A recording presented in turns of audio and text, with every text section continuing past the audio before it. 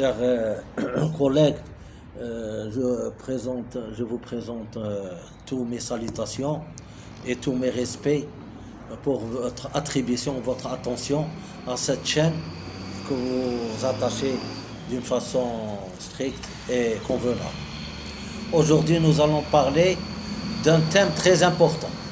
Il s'agit des organisations internationales qui sont similaires, plus ou moins, ils sont liés au thème précédent que nous avons parlé précédemment, en l'occurrence la Cour internationale de justice ainsi que le tribunal pénal international.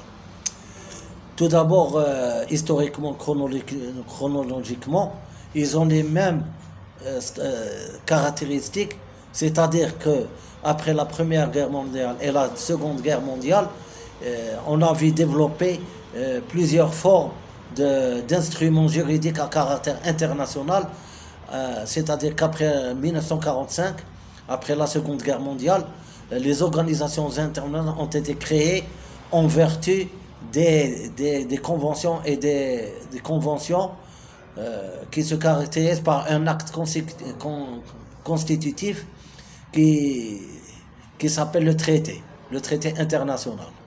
Donc, les raisons pour lesquelles les organisations internationales ont été créées sont similaires à celles qui ont conduit à la création de la Cour internationale de justice et de l'ONU ainsi que de la Cour pénale internationale. Bref, historiquement, donc, les raisons sont les mêmes. Après la Seconde Guerre mondiale, dans les années 50, les organisations internationales ont acquis la personnalité morale et juridique du droit international. Ils se sont développés d'une façon excessive.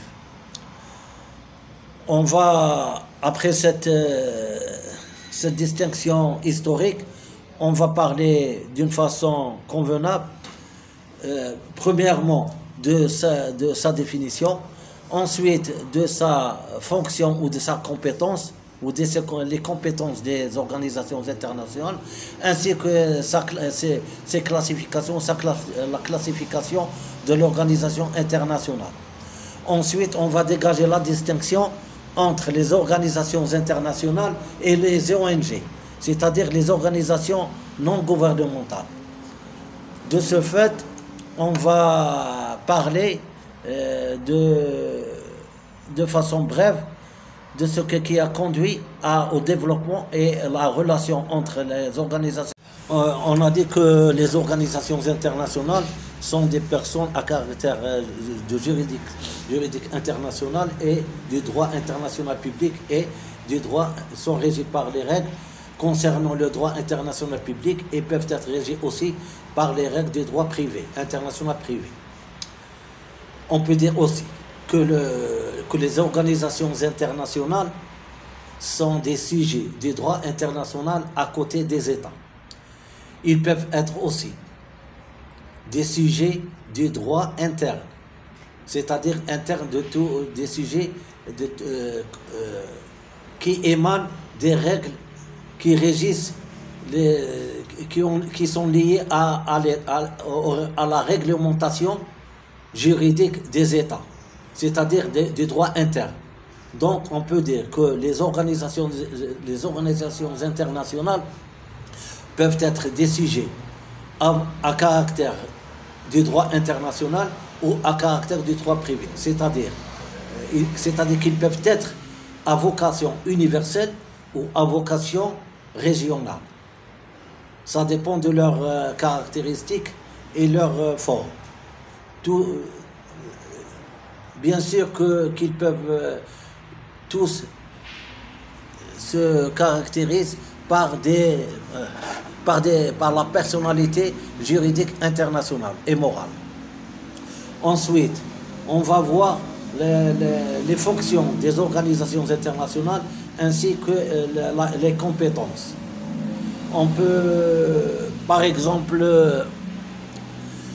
dire que la compétence de l'organisation internationale peut émaner de leur acte constitutif. Il y a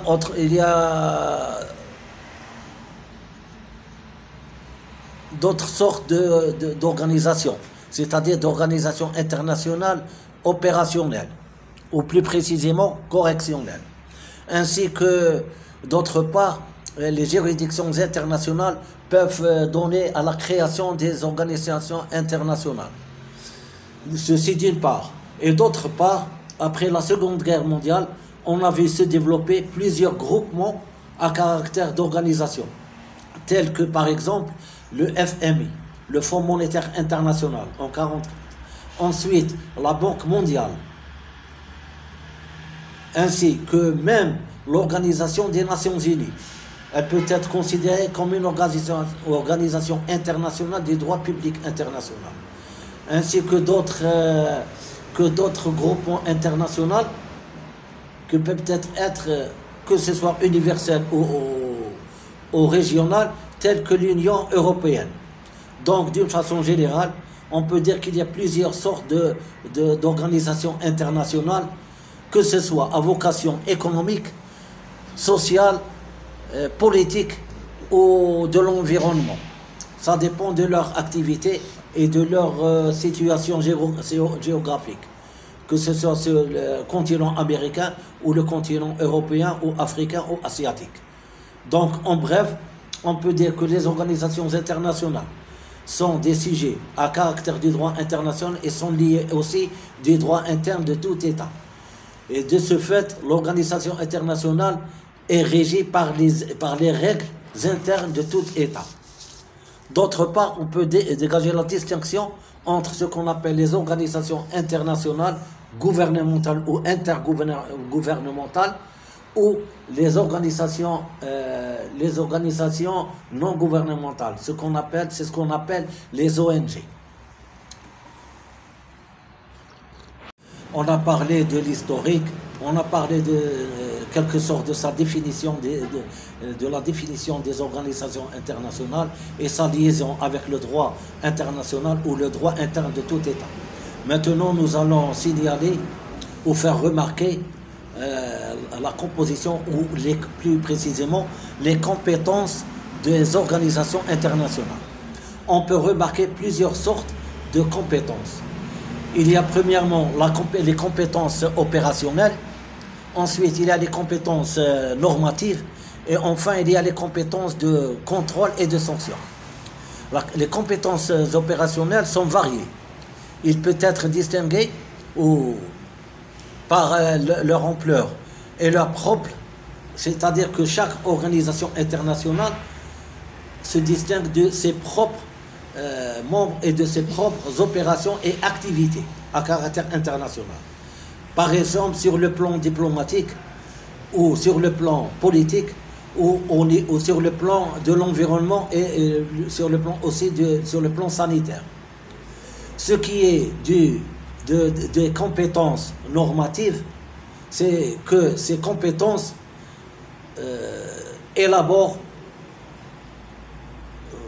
sont à la création ou l'élaboration, ou plus précisément à la formation du droit international. C'est-à-dire que les compétences normatives sont à la création du droit international, que ce soit sur la forme ou sur la forme, sur le fond ou sur la forme. Et enfin, on peut remarquer les compétences de contrôle et de sanction. C'est-à-dire que tout État membre d'une organisation internationale doit respecter les règles internes ou les règles propres à cette organisation internationale sous forme de sanctions. C'est-à-dire qu'elle doit respecter tout membre de l'organisation internationale, dans ce cas, doit respecter les règles qui régissent cette forme d'organisation internationale, que ce soit continentale ou intercontinentale. Enfin, on peut faire la remarque, c'est-à-dire que ces organisations internationales, c'est le principe. Ça dépend, c'est le principe dans ses attributions et ses compétences. Mais il y a une exception, c'est-à-dire qu'elles ne peuvent pas outrepasser ou dépasser leurs compétences. et c'est ce qui reflète la compétence de sanction et de contrôle.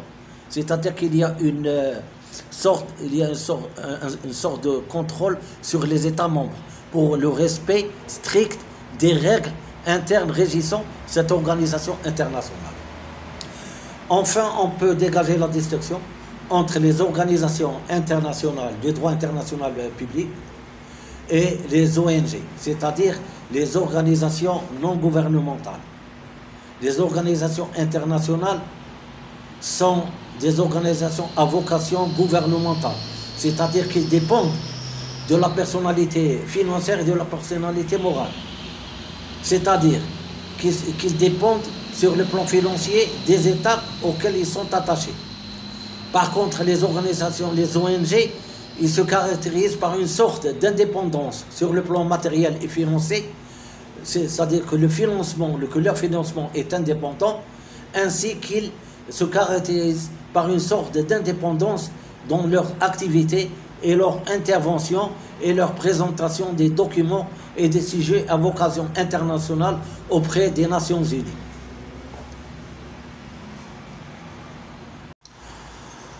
Enfin, on peut dire que les ONG, en ce qui concerne les ONG, jusqu'à présent, il n'y a pas une définition juridique internationale précise.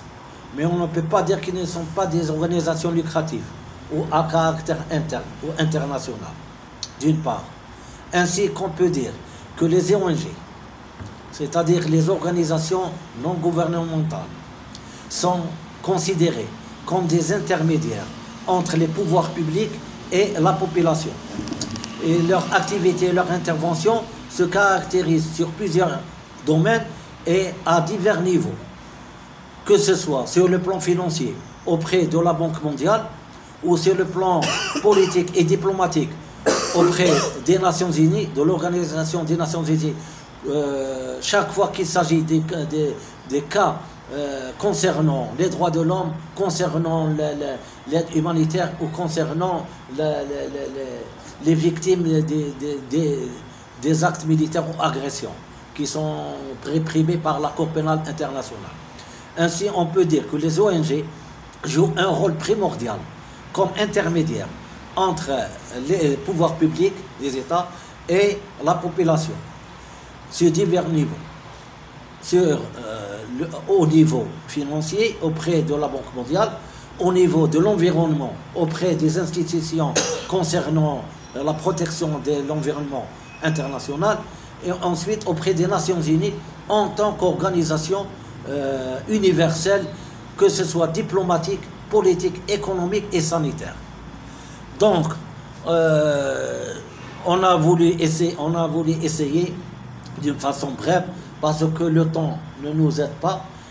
Je crois que j'ai présenté quelques traits essentiels en ce qui concerne l'historique, les fonctions, les attributions et les compétences, d'une part, ainsi que la distinction entre les organisations internationales qui sont régies par le droit public, droit international public, et les ONG, les organisations non gouvernementales qui peuvent être régies aussi sur le plan international et plus précisément et strictement par les États et par leurs droits internes.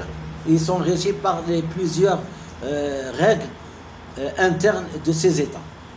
Donc d'une façon globale, on peut dire qu'il y a une similitude entre les instruments juridiques internationaux, que ce soit pénal, juridique, économique et diplomatique. C'est-à-dire que les organisations internationales englobent tout ce qui est instrumentalisé par les Nations Unies. Même l'Organisation des Nations Unies peut être considérée comme une organisation internationale, mais à caractère universel. Il y a aussi l'Union européenne, il y a l'Union aussi africaine, il y a l'Union asiatique, il y a des organisations régionales, plus ou moins globales ou plus ou moins petites ou grandes. De ce fait, on a vu, après la Seconde Guerre mondiale, et plus précisément dans les années 50, se développer plusieurs groupements à caractère international qui sont devenus des organisations internationales et qui se caractérise par exemple sur l'aide humanitaire ou l'aide des scientifiques ou sanitaires, tels par exemple que les Médecins sans frontières ou les Journalistes sans frontières ou plusieurs organisations internationales des droits de l'homme. Et je crois, en fin de compte, je vous présente toutes mes salutations et je vous remercie infiniment de votre attention et de votre soutien à cette chaîne qui veut présenter plusieurs sortes de sujets et de thèmes qui se caractérisent par une valeur globale. Et merci enfin.